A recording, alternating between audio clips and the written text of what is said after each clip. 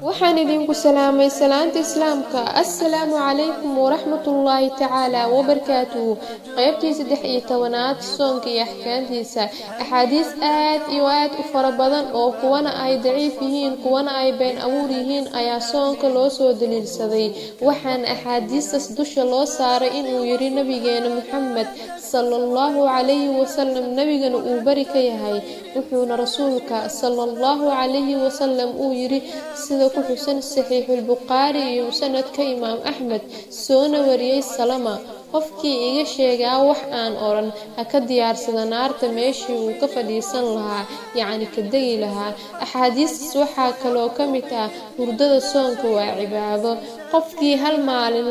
ku afuraa bisha ramadaan cudurdaar la'aan ma gudi kara xataa hadduu soomo hal sano imaam nawaawi wuxuu xadiiskas ku daciifiyay al-majmuuc sheekh albaanina wuxuuna daciifiyay daciif sunna ibn maajah